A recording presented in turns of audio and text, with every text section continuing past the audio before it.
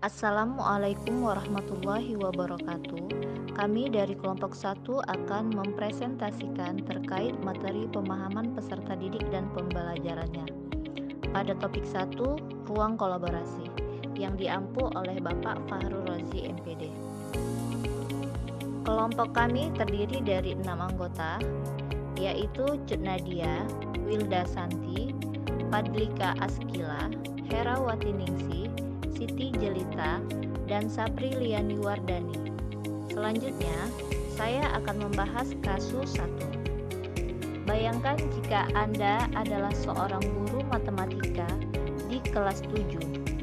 Saat ini Anda hendak menyampaikan materi mengenai matematika sosial, yakni mencari nilai rata-rata.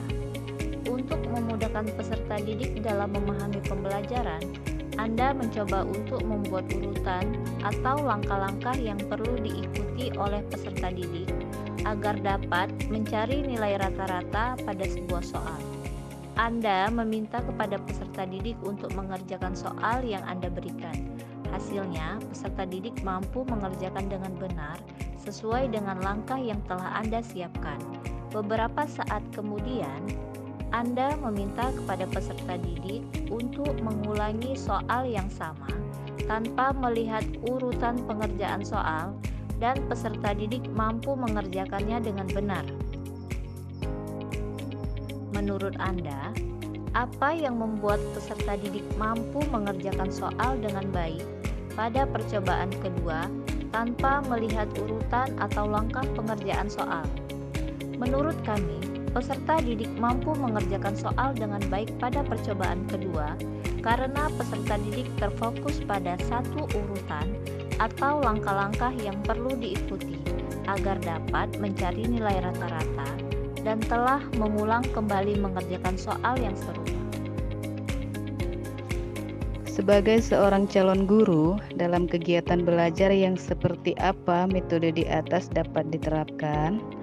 Elaborasi jawaban Anda dengan menyertakan teori yang berkaitan. Metode seperti kasus di atas dapat diterapkan dalam kegiatan belajar matematika. Contohnya menghitung hasil dari operasi bilangan atau menyelesaikan sebuah soal yang harus ditentukan nilainya, sehingga membutuhkan langkah-langkah penyelesaian yang sudah ditentukan serta pengulangan untuk mendapatkan hasil yang diinginkan. Metode belajar ini sesuai dengan teori belajar behavioristik. Menurut teori belajar behavioristik, belajar adalah perubahan tingkah laku sebagai akibat dari adanya pengalaman dan latihan dalam hubungan stimulus dan respon. Baiklah, selanjutnya kasus 2. Rina adalah seorang guru di kelas 1 sekolah dasar. Sebagian besar peserta didiknya belum bisa berhitung dengan lancar. Rina sedang memikirkan cara yang sesuai untuk membantu setiap peserta didiknya menyelesaikan tantang belajar mereka. Menurut Anda, apa yang dapat Rina lakukan untuk membantu peserta didiknya sesuai dengan tahap perkembangan usia mereka?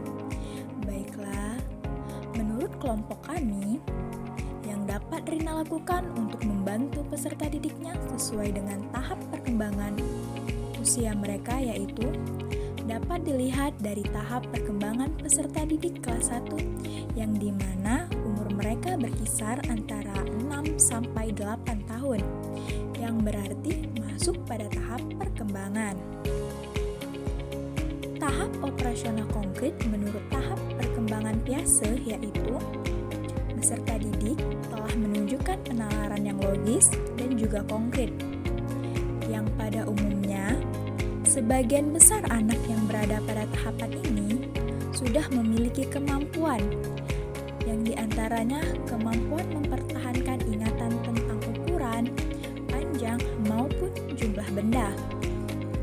Sehingga yang dapat dilakukan Rina yaitu dengan menggunakan metode bermain atau game, di mana bermain atau game tentu sangat menyenangkan bagi usia mereka.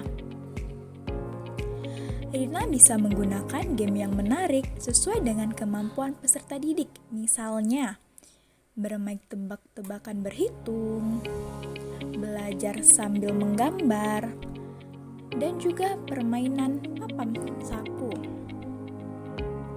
Permainan papan saku terbagi menjadi 2 bagian, yaitu papan yang dibuat dari bahan styrofoam atau saku yang dibuat dari plastik. Jadi, papan saku adalah papan yang memuat saku di mana saku tersebut dapat digunakan untuk menyimpan media benda. Jadi, di sini ada gambarnya dan akan dilanjutkan oleh teman saya.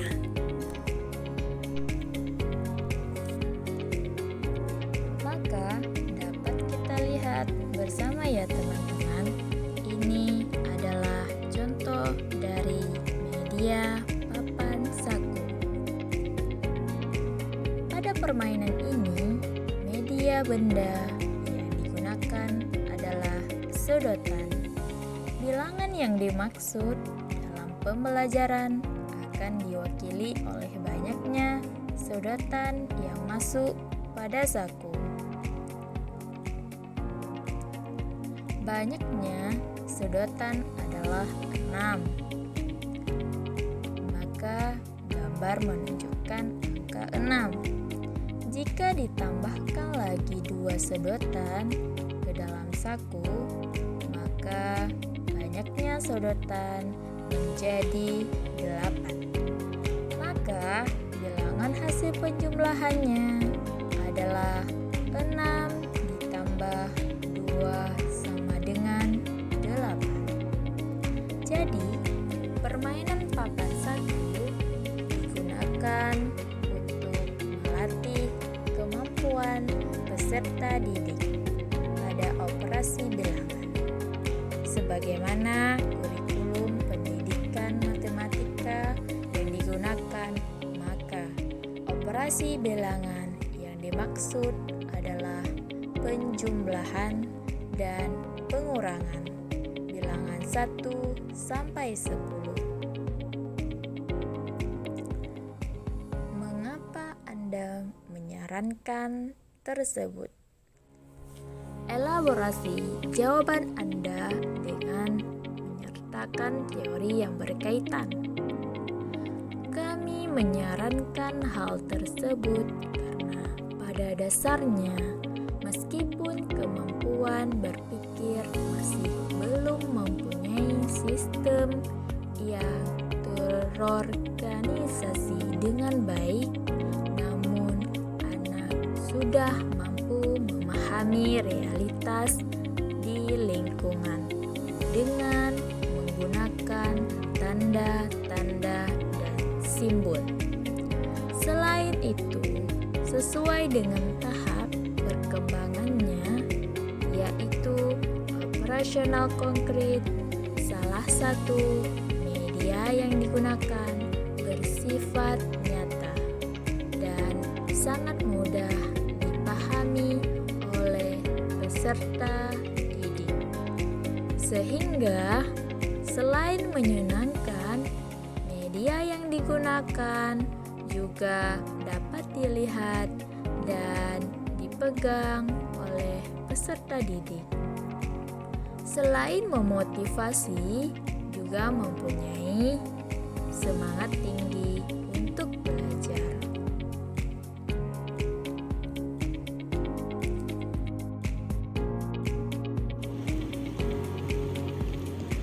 Nah, selanjutnya kasus ketiga. Menurut Anda, apakah pertimbangan dan keputusan Made sudah sesuai? Mengapa demikian? Seperti yang kita lihat, pertimbangan dan pilihan yang ditetapkan sudah tepat. Hal ini terlihat di balik layar dari para pelajar bahwa Made adalah seorang anak yang tinggal di Bali, di mana terdapat banyak bangunan pencakar langit. Oleh sebab itu, untuk latihan pembelajaran, Made melibatkan penelusuran materi berupa tes deskripsi tentang hal-hal yang ada di Kabupaten Bali. Oleh karena itu, guru akan lebih memahami materi karena materi tersebut yang akan ditampilkan dapat diterapkan pada lingkungan sekitar. Selanjutnya, prinsip apa yang Made gunakan dalam kasus tersebut?